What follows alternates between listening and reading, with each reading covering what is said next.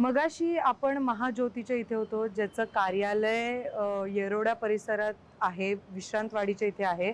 खरं तर आत्ता आम्ही दोघंही जे तिकडनं आलो, किमान अर्धा तास लागलेला आहे इकडे पोहोचण्यासाठी. आणि आत्ता इथे सारथीला आलेलो आहोत. सारथीचं सगळं जे काही पाहणी आहे किंवा वारंवार जर राज्याचे उपमुख्यमंत्री आणि पुण्याचे पालकमंत्री अजित पवार असतील, जर ते पुण्यात दौऱ्यावरती असतील, तर ते इकडे येतात, त्याची पाहणी करतात. आणि आत्तापर्यंत जसं बघितलं एकंदरीत त्यांच्या दौऱ्यामध्ये, तर सारथीलाच त्यांनी व्हिजिट दिलेली आहे, सारथीची पाहणी केलेली आहे. तोच एक मुद्दा घेऊन मंगेश ससाणे आलेले होते. त्यांनी सांगितलं की जे दुजाभाव केला जातोय एकाच संस्थानाबाबत, त्यांनी त्याचं अधोरेखित केलं होतं. त्यांनी हे पण सांगितलं की निधी कसा जास्त करण्यात आला आणि महाज्योतीचा निधी कसा कमी करण्यात आला. आत्ता जर तुम्ही माझ्या मागे बघू शकताय, हेच ती सारथी संस्था आहे जी पुण्यातील एका उच्चभ्रू परिसरामध्ये उभारण्यात आलेली आहे, डेक्कन परिसरामध्ये. तर याबाबतची आपण अधिक माहिती घेऊयात. मंगेश ससाणे परत आपल्यासोबत आहेत. सर, मगाशी आपण महाज्योतीला गेलो, एक खोली आहे. आता आपण जर इकडे सगळं बघितलं तर ही अख्खी एक इमारत आहे. आणि तुम्ही औंधबद्दल सुद्धा काहीतरी सांगत होता, तर दोन्हीबद्दल माहिती द्या. नाही, हेच आपण पाहतोय. दोन्ही संस्थांची जी स्थापना आहे ती 2018 मध्ये माझ्या माहितीनुसार आहे. सारथीमध्ये जे लाभार्थी आहेत ते मराठा कुणबी, कुणबी मराठा हा जो एक वर्ग तयार केलेला आहे. हे सगळे जे विद्यार्थी आहेत त्या विद्यार्थ्यांच्या ज्या योजना असतील, त्यांचं प्रशिक्षण असेल, त्यांचे स्कॉलरशिप्स असतील, ह्या सगळ्या योजना या सारथीच्या माध्यमातून यांना दिल्या जातात. आणि महाज्योतीच्या माध्यमातून ओबीसी, व्हीजेएनटी, आलुतेदार, बालुतेदार जे 450 जातीमध्ये विखुरलेला जो ओबीसी समाज आहे, त्या ओबीसी समाजाच्या विद्यार्थ्यांसाठीच्या योजनांसाठी महाज्योती या संस्थेची स्थापना केलेली आहे. आता मुळात बघायला गेलं तर सारथीचे जे लाभार्थी आहेत त्यांची संख्यापेक्षा महाज्योतीचे जे विद्यार्थी आहेत ते 4 पट जास्त असतील. कारण की 54% लोकसंख्या महाराष्ट्रामधील ओबीसींची आहे. तर आपण पाहतोय की महाज्योतीचं ऑफिस आपण आता पाहिलं, हे सगळं महाराष्ट्र बघेल. आणि आता सारथीचं या डेक्कन सारख्या चकाचक एकदम उच्चभ्रू एरियामध्ये, इथं पलीकडं सिम्बॉयसिस कॉलेज आहे, इथं शेजारी MMCC BMCC कॉलेज आहे. आणि या मोक्याच्या ठिकाणी जवळजवळ ही अर्धा एकर जागा हे सारथीचं मुख्यालय आहे. आणि सारथीचं विभागीय कार्यालयासाठी आता औंधला 1.25 एकर जागा दिली आणि त्याला 200 कोटी निधी अलॉट केलेला आहे. तर आपण अजून पण काही आधी पण होतं, अजून पण गावगाड्यामध्ये एक व्यवस्था असायची ना, आत्ता पण आहे. त्या गावगाड्यामध्ये त्या गावातला पाटील, सरदार, देशमुख यांची जी घरं, बंगले, टुमदार आपण जे म्हणतो, ते एका चांगल्या ठिकाणी, उंचीच्या ठिकाणी, चांगल्या जिथं चांगला रस्ता असेल अशा ठिकाणी असायची. आणि त्यानंतर मग असायचे की जे आलुती बलुती असायची, त्या आलुत्या बलुत्यांचं मग ते महारवाडा, मांगवाडा, त्याच्यानंतर आपण म्हणतो न्हावी आळी, शिंपी आळी, माळी आळी, कुंभारवाडा, हे असं त्यांच्या झोपड्या असायच्या.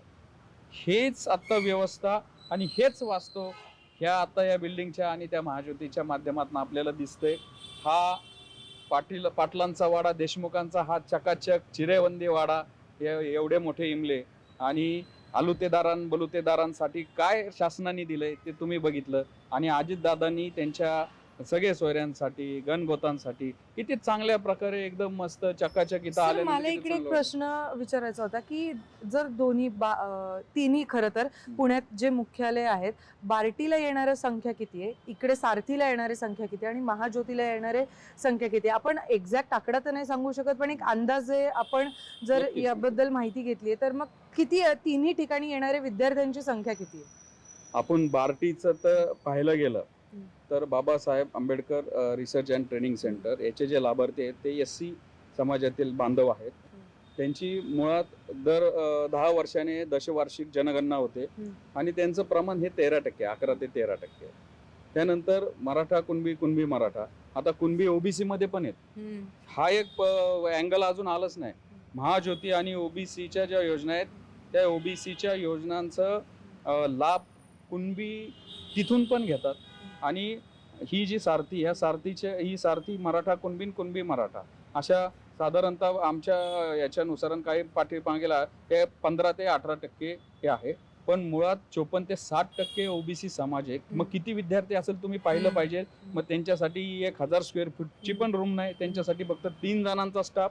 तिथं साधा लेखनिक नाही. तो मुलगा आल्यानंतर ते एखादा विद्यार्थी आला आणि योजनांची माहिती विचारली. काल तसंच झालं, एक विद्यार्थी आला, त्याला सांगायलाच कोण नव्हतं, एक जणच तिथं बसलेले होते. तर अशा प्रकारचा दुजाभाव, अशा प्रकारचं डिस्क्रिमिनेशन, अशा प्रकारचं आम्ही सत्तेत आहे, आमच्याकडे आम्ही अर्थमंत्री, आमच्याकडे तिजोरीच्या चाव्या, मग आम्ही आमच्याच मुलांसाठी एवढं चकाचक सगळं या सगळ्यामध्ये जेव्हा लक्ष्मण हाके अजित पवारांवरती जे आरोप करतात, मग ते योग्य की अयोग्य?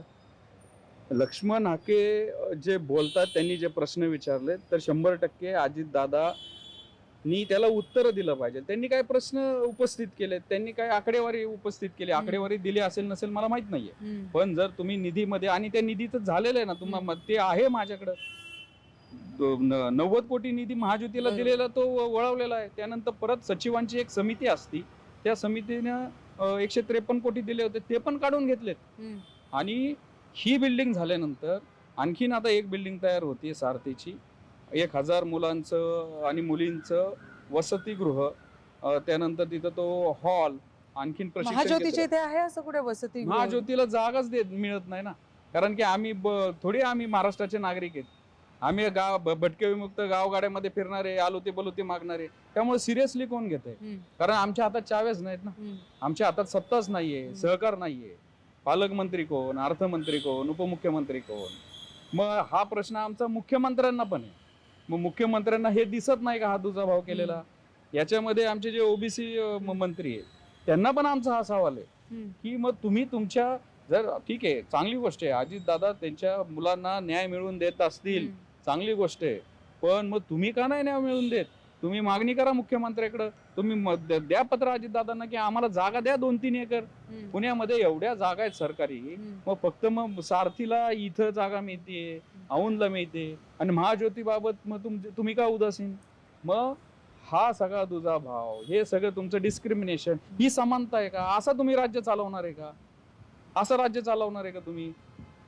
जे खरंच प्रवाहाच्या बाहेर आहेत, त्या प्रवाहाच्या बाहेरच्यांना प्रवाहात आणण्यासाठी आरक्षण आहे, त्यांच्यासाठी ह्या स्कीम्स आहेत की बाबा त्या विद्यार्थ्यांना सगळ्या शिक्षणाच्या सोयी सुविधा उपलब्ध होऊ शकत नाही, म्हणून जे प्रवाहाच्या बाहेर गेले त्यांना शिक्षणामध्ये, नोकरीमध्ये प्रतिनिधित्व नाही मिळले, त्यांना शिकता नाही आलं, त्यांना स्पर्धा परीक्षांसाठी त्यांना व्यवस्थितरित्या त्यांना ट्रेनिंग नाही मिळलं, मग त्यांना ट्रेनिंग देण्यासाठी, तो स्टायपेंड देण्यासाठी तरी या संस्था आहेत.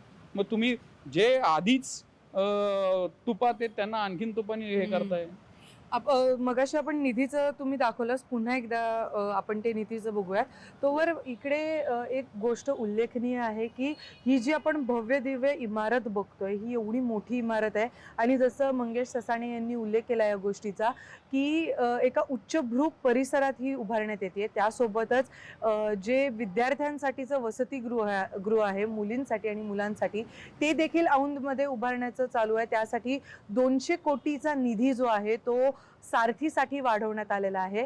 आणि तर दुसरीकडे महाज्योती, जिकडे आपण मगाशी बघितलं की एक खोली आहे फक्त, जिकडे साधारणतः 5 ते 6 टेबल असतील, एक 4 कपाटं असतील आणि खुर्च्या असतील, तर आणि एक कॉम्प्युटर आहे, जसं यांनी उल्लेख केला.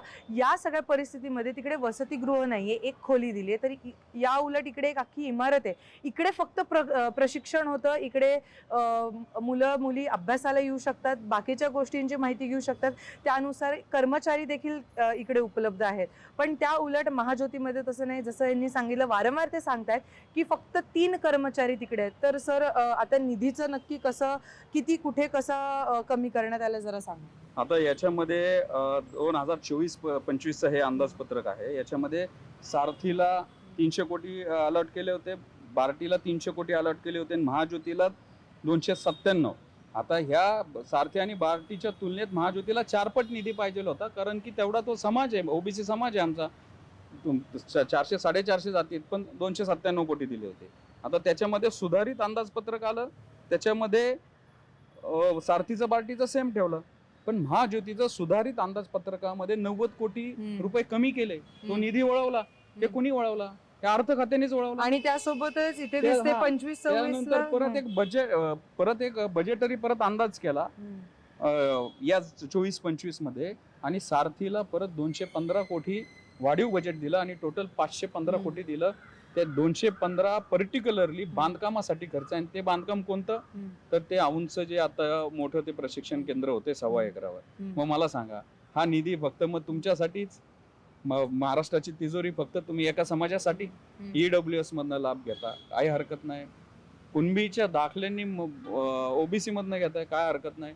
अण्णासाहेब पाटील महामंडळ त्याच्या 1000 कोटी दिलेत अण्णासाहेब पाटील महामंडळाला, आणि ओबीसी बरोबर. महामंडळाचे तुम्ही आकडेवारी समोर आणावी, याच्यावर श्वेत पत्रिका काढावी, मुख्यमंत्र्यांनी याच्यावर लक्ष घालावं. ही जनता तुम्हाला एवढ्या बहुमताने निवडून देते. ओबीसींनी एवढं मोठं मॅन्डेट भाजपला दिलं, मुख्यमंत्र्यांच्या वर विश्वास ठेवून दिलं, आणि आता तुम्ही काय करताय? तुमचे मंत्री काय करताय? तो स्वतःच्या समाजासाठी हे करतोय आणि ओबीसींना वाऱ्यावर सोडून दिलंय. मुख्यमंत्र्यांनी श्वेतपत्रिका काढावी, लक्ष द्यावं की आपल्या या राज्यामध्ये आपल्या जो बजेटरी तरतुदी होतात याच्यामध्ये तुम्ही समानता ठेवताय का? त्या लोकसंख्येच्या प्रमाणामध्ये पर्याप्त त्यांना मिळते का? ते खाली पर्क्युलेट होतंय का? त्या योजना खाली येतात ते का? हे म्हणजे लोकांपर्यंत पोहोचत नाहीये ते, ह्याचं शहानिशा केली पाहिजे. नक्कीच नक्कीच. याच्या शेवटीकडे वळताना मला एक खूप महत्वाचा प्रश्न आता तुम्हाला विचारायचा आहे की आता तुम्ही या सगळ्या गोष्टी इथे वर आणल्या, त्याच्याबद्दल बोलताय, पण जर तुम्ही ज्या प्रॉब्लेम्स बद्दल किंवा जी तुमची तक्रार आहे त्याबद्दल जर पुढे काही त्याचा व्यवस्थित निर्णय घेण्यात आला नाही, जसं तुम्ही म्हणलं तुमच्याकडे त्याचा पुरावा पण आहे की 215 कोटी सारथीला वाढून देण्यात आले, पण महाज्योतीकडनं तर 90 कोटी घेण्यात आले, कमी करण्यात आले.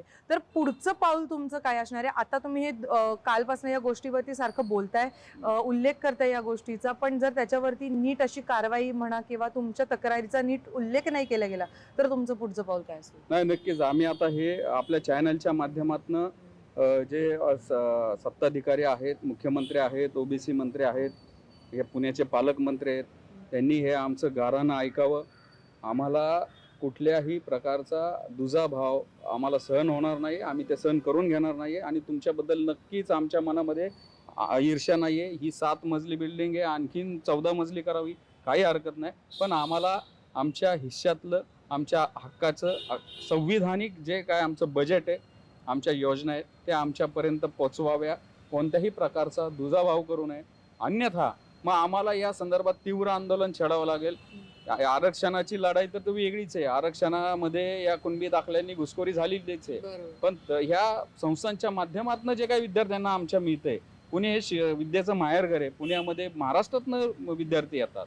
मग त्या विद्यार्थ्यांना वाटत नसेल का की आम्ही मराठ्याच्या पोटी, आम्ही कुणब्याच्या पोटी जन्माला आलो असतो तर आम्हाला एवढं चांगल्या सोयी सुविधा मिळाल्या असत्या का? त्यांचं चूक आहे का त्यांनी ओबीसीच्या पोटी, न्हाव्याच्या, शिंप्याच्या, कुंभाराच्या पोटी जन्म घेतलाय तो?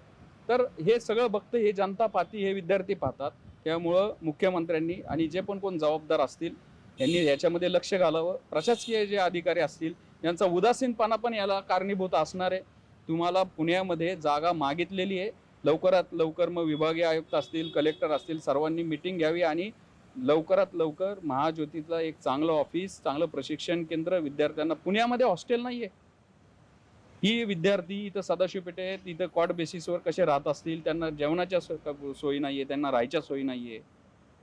तुम्ही सारथीचं बघितलं तर सारथीच्या अनेक असे विभागीय हे चालू झालेले आहेत. मी तर म्हणतो त्यांचं अभिनंदन करतो. मी अजितदादांचं अभिनंदन करतो की दादा, तुमच्यासारखा नेता समाजाला मिळलं, हे चांगली गोष्ट आहे. आम्हाला हेवा वाटतो की तुम्ही कसं तुमच्या समाजासाठी एवढी मस्त मोक्याची जागा काढून दिली, तडक पडकमध्ये 1 वर्षामध्ये बिल्डिंग उभी केली, आता दुसरी केली. तसा आमचा कोणतरी नेता झाला पाहिजे. भुजबळ साहेब लढतात ते, पण ते किती, आता त्यांचं 80 वय, कोणत्या फ्रंटवर ते लढतील? तो कोणतरी आमच्यातला ओबीसीतला, त्याला स्वाभिमान, अभिमान असलेला असा एखादा पेटला पाहिजे, म्हणला पाहिजे की आम्ही पण आमच्या ओबीसीच्या विद्यार्थ्यांना आम्ही महाज्योतीला न्याय मिळवून देऊ, एवढी आशा करतोय. नक्कीच. आपण जसं बघितलं की खरं तर मी मागच्या वेळेस जेव्हा या बिल्डिंगमध्ये जाऊन आले, खरं ही खूप आश्चर्यचकित करणारी गोष्ट आहे, कारण इकडे ऑडिटोरियम आहे, त्याला AC लावलेले आहे, परत त्यासोबत मोठमोठे क्लासरूम्स आहेत, कॉन्फरन्स रूम आहे, 2 कॉन्फरन्स रूम आहेत. आणि त्यानंतर जेव्हा मी आज महाज्योतीच्या कार्यालयात गेले, अगदी निंदनीय ती गोष्ट होती की मी जेव्हा डोळ्यांनी ते बघितलं की फक्त काही टेबल, काही खुर्च्या, एक कॉम्प्युटर, काही कपाटं असं फक्त तिकडे इन्फ्रास्ट्रक्चर आहे ते. आणि इकडचं जर इन्फ्रास्ट्रक्चर बघितलं तर जमीन आसमानचा फरक आहे. तर जसं मंगेश ससाणे यांनी प्रश्न उपस्थित केला, हा दुजाभाव का, हे दोन वेगवेगळ्या संस्थानांमधलं जे एकाच त्याची एकाच गोष्टी त्याच्यातनं उद्देशली आहे, तर त्याच्यामधले असा फरक का केला जातोय.